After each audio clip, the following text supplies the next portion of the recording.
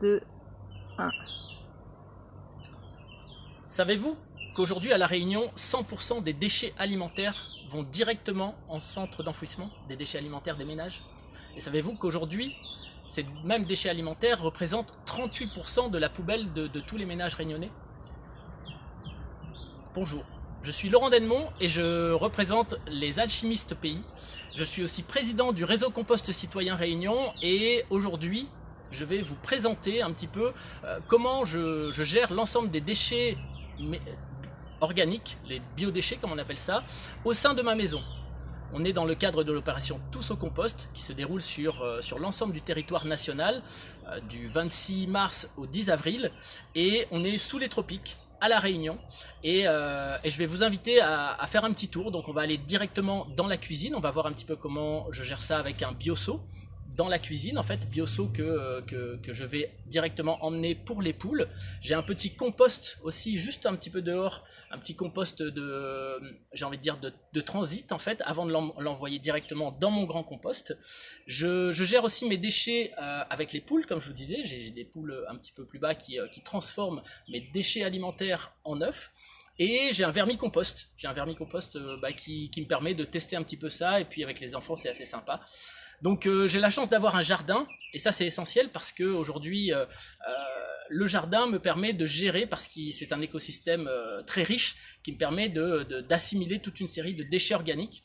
Et j'essaie de gérer mon jardin pour éviter finalement d'exporter mes déchets verts. Et donc je vous expliquerai un petit peu tout ça. Je vous propose de commencer à aller voir dans la cuisine, suivez-moi.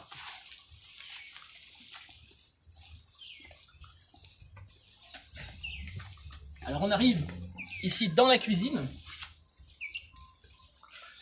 et donc on est dans une cuisine avec l'évier, les différents éléments, et juste à côté de l'évier, ici, voilà, j'ai un petit bioseau. Alors rapprochez-vous, vous verrez, aujourd'hui le bioseau il doit avoir 3-4 jours, on voit qu'il est vivant. Donc en fait on a ici non pas des petits vers mais des asticots, ce sont des asticots en fait de différentes mouches. Des petites mouches en fait qui se nourrissent et qui sont déjà en fait sur les différents fruits qu'on peut acheter en magasin. Alors ici on a des peaux d'avocat, on a des œufs un petit peu écrasés. Qu'est-ce qu'on peut avoir encore? Voilà, on a différentes choses, on a même du pain parce qu'en fait ce bioseau il est destiné au poulailler. Donc en fait je vous invite, on va aller faire un petit tour. On va aller faire un petit tour au poulailler. Je vais aussi récupérer la petite boîte des œufs pour pouvoir récupérer les œufs. Alors ici juste petit point aussi sur la gestion des déchets. Donc juste à l'extérieur de la cuisine, on a une petite poubelle pour tout ce qui est déchets, poubelle jaune. On a donc les PMC essentiellement, donc les boîtes en métal, les bouteilles en plastique. On a ici le verre qui moi que je ramène en fait régulièrement à la bulle à verre. Et on a ici ce que j'appelle l'autre bioseau en fait qui va normalement directement au compost, qui pour l'instant est vide parce que je l'ai vidé dernièrement, il était trop dégueulasse. Donc voilà. Et ici on a la poubelle tout venant.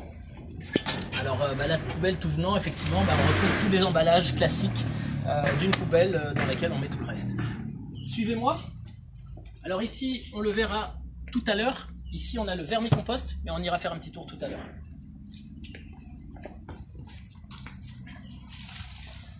Alors on a installé le poulailler un peu plus bas pour éviter les nuisances.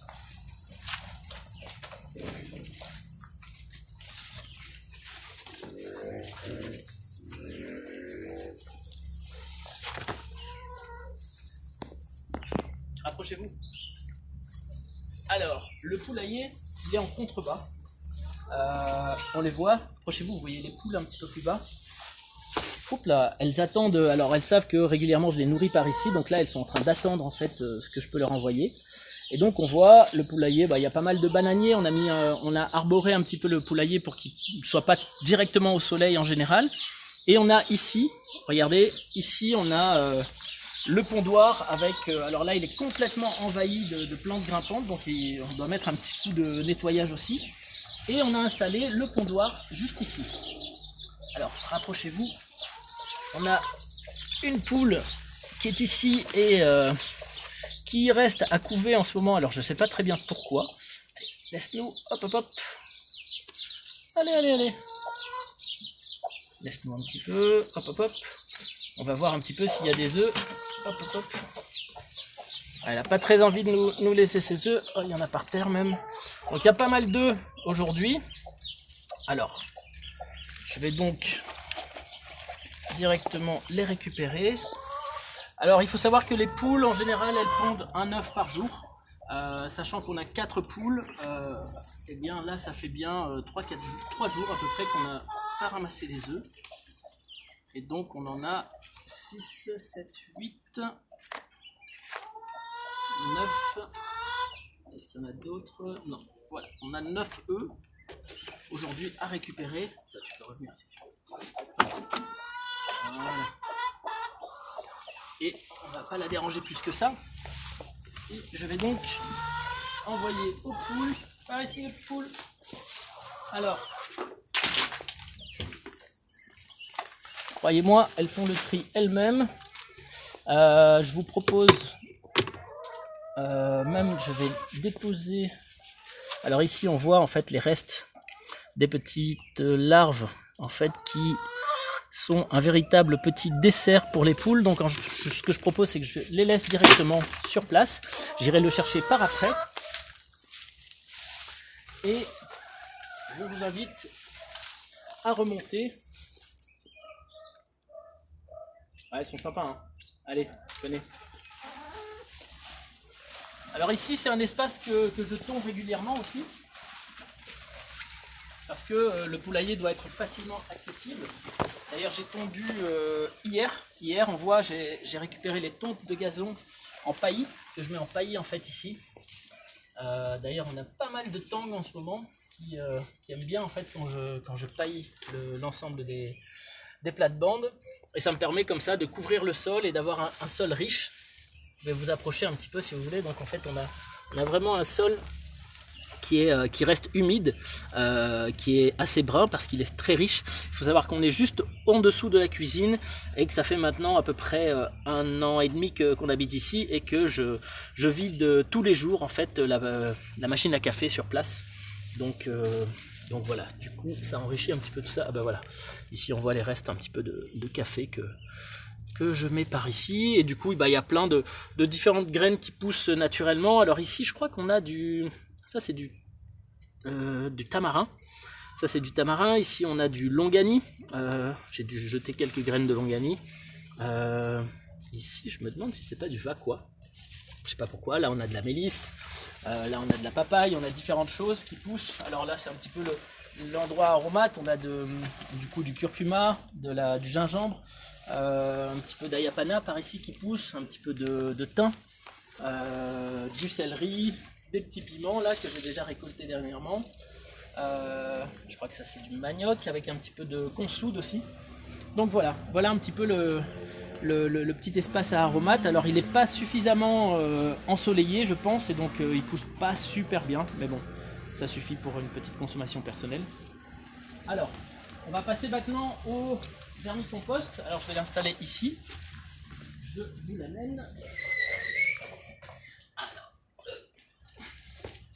Vermicompost. Et voilà. Alors le vermicompost, c'est un modèle qui est fabriqué en France qui s'appelle EcoWorms. Alors il est constitué ici de 3 étages, donc 1, 2 et 3, avec un couvercle et un bac à liquide. Comme ça l'ensemble des liquides peuvent retomber dedans et on peut les récupérer assez facilement. Alors ici, du coup, si j'ouvre, on va voir, on a des différentes épluchures pas encore fort décomposées, mais on a déjà pas mal de vers. Ah ben voilà, on les voit, ils sont présents. Alors ces vers ici, ce sont ce qu'on appelle des Eschenia foetida. En fait ce sont les petits vers rouges, qui sont des vers de surface essentiellement, qui dégradent la matière assez rapidement. Ce ne sont pas des lombriques comme on peut en voir dans nos cours, en fait, dans la terre. Et en général, ils restent dans les 10 premiers centimètres du sol et ils dégradent la matière qui se retrouve sur le sol en général, et donc ils vont pas beaucoup plus bas. Alors ils se reproduisent très vite parce que souvent ils sont fort prédatés en fait par tous les prédateurs, que ce soit les souris, les musaraignes, les tangs et autres, qu'on retrouve un petit peu partout. J'ai pas mal de questions en ce moment pour savoir, en fait, pour ceux qui veulent se lancer dans un vermicompost, où est-ce qu'on peut trouver des vers. Moi, je vous invite déjà à prendre contact avec le réseau Compost Citoyen, mais sinon, si vous allez en général dans une écurie, en fait, ou un centre équestre, il faut savoir que ce genre de vers adore le fumier de cheval. Alors, je vais vous montrer un petit peu. On n'a pas que des vers, en fait, on a pas mal d'autres insectes en soi. Et je vais retirer. Alors, je vais le mettre ici. Je vais vous montrer les différents. Voilà. Alors ici, en dessous du bac, on voit qu'il y a des trous. Vous voyez les vers qui dépassent. Bon, là, on les a un petit peu embêtés. Mais donc, du coup, les différents bacs communiquent entre eux.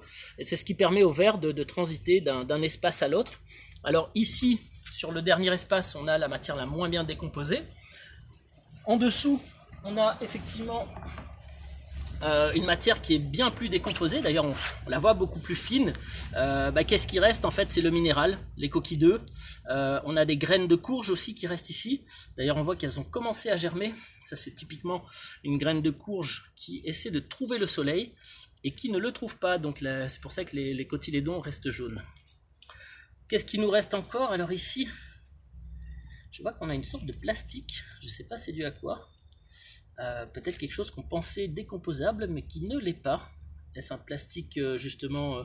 je me demande si j'avais pas laissé justement un plastique soi-disant compostable, mais on voit que ça me prend du temps. Et alors, on voit que la matière, c'est vraiment une matière, c'est ce qu'on appelle du vermicompost, en fait, qui est très riche, très noir. Et en dessous, d'ailleurs, hop, on va essayer d'aller un peu plus bas, on a la même chose, mais en encore plus décomposé. Donc c'est très très noir, très riche, et d'ailleurs on peut l'utiliser vraiment celui-ci quasiment comme engrais en fait, et le mettre. Alors pour l'utilisation, moi ce que je conseille, c'est de le mettre en surface. Toujours en fait, tout ce qui est compostage, compost et autres, on le met en surface du sol et on remet par-dessus une couche de paillis pour le protéger des vents, du soleil et de tout le reste en fait. Et l'action justement de la microfaune du sol va vraiment aller chercher ces nutriments et les remettre dans la terre au fur et à mesure. Donc voilà, ça c'était vraiment le vermicompost. Alors il faut savoir que c'est un chouette outil pédagogique aussi avec les enfants.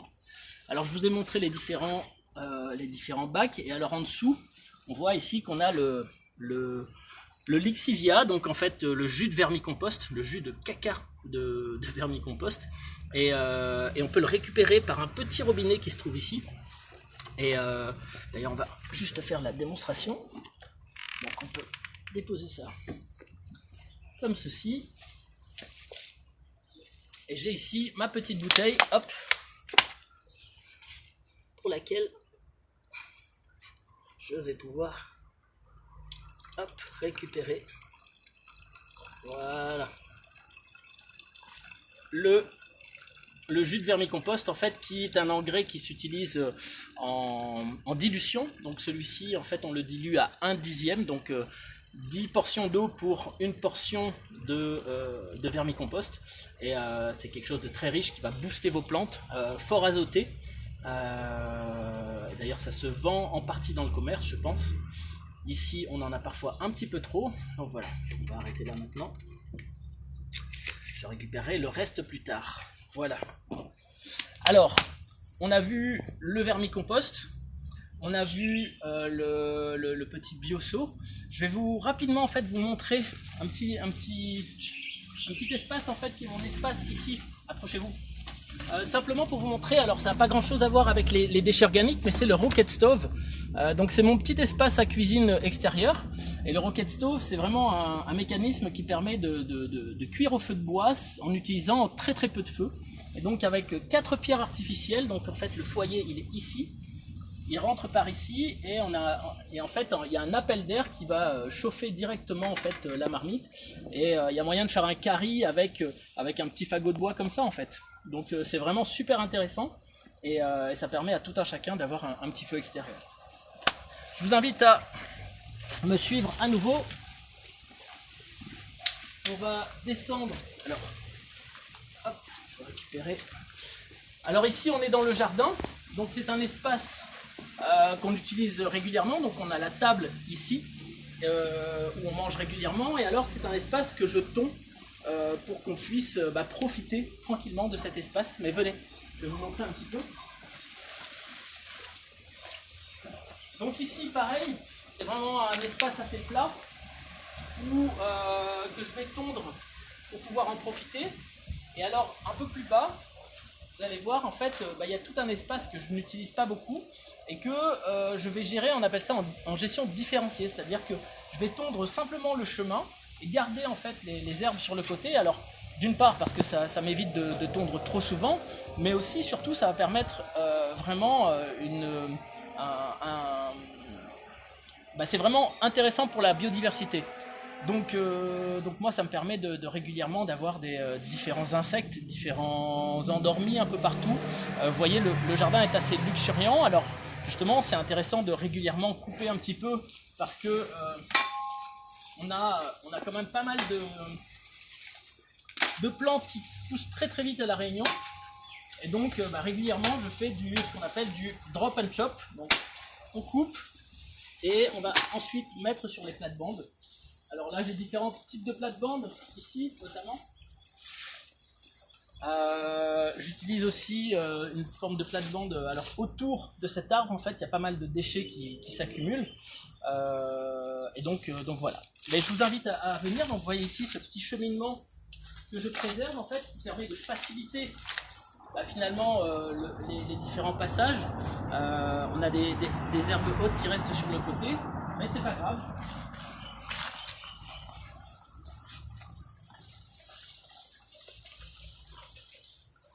Par ici.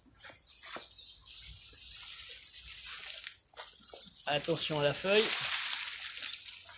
Alors on arrive donc sur la partie basse ici du jardin. Comme je vous avais montré, le poulailler il est un petit peu plus loin là-bas, donc on va aller le voir simplement. Et ici on a un espace qui est un espace initialement potager. Le seul problème c'est que les poules en fait aiment bien sortir de leur parc et que je me suis rendu compte à mes dépens que le potager n'est pas toujours compatible avec le poulailler. Donc aujourd'hui ce que j'ai fait c'est que j'ai fait pousser des treilles de chouchous en me disant que je récupérerais bien des chouchous au moins. Alors j'ai eu pas mal de tomates, des petites tomates cerises justement qui étaient déjà sur place et que j'ai laissé pousser à l'origine. D'ailleurs elles repoussent assez régulièrement, il y en a encore un petit peu par ici. Et alors ici, sur cet espace-là, initialement, il y avait mon compost. Compost où je mettais vraiment pas mal de déchets et ça a duré à peu près 3-4 mois. Et puis ensuite, j'ai eu des poules. Et lorsque les poules sont sorties à différents moments, en fait, elles ont commencé à gratter, à aérer. Et en fait, aujourd'hui, le compost n'existe plus.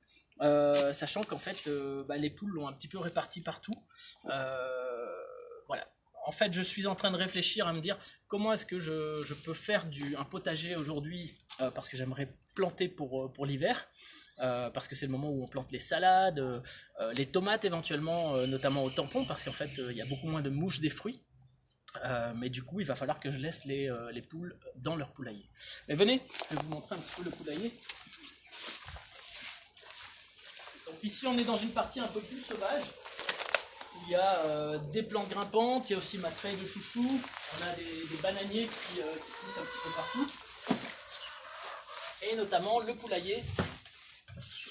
Poulailler qui a été réalisé par mon père, tout simplement. Mais venez, je vais vous montrer.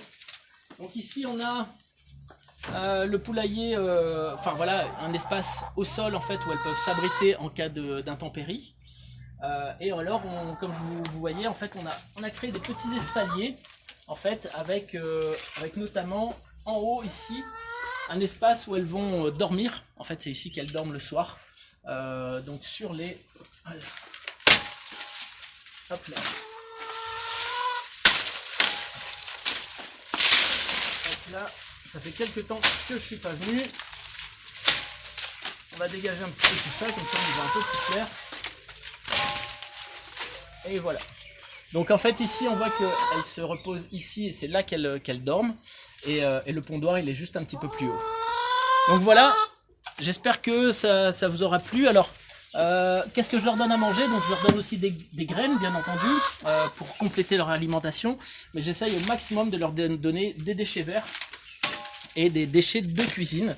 Et elles me le rendent bien avec un œuf par jour. Donc voilà, et puis bah elles ont l'air quand même assez bien en forme. Et il faut savoir que cet espace-ci, il est souvent effectivement, on le voit en fait, la terre est très meuble parce qu'elle gratte énormément. Un jour, lorsqu'elles ne seront plus là, il y aura certainement moyen ici de planter des choses qui pousseront très très bien. Donc j'en profite aussi du coup pour récupérer mon petit bioseau que je vais laver et ramener dans la cuisine. En tout cas, j'espère que ce petit tour vous aura plu. J'espère qu'il en inspirera plus d'un. Et je voudrais remercier Florence qui est derrière la caméra, ainsi que toute ma famille qui me supporte au quotidien. Voilà, et j'espère que si vous avez des questions, n'hésitez pas à revenir vers moi. Je vous dis à très bientôt et je vous invite tous au compost. Salut!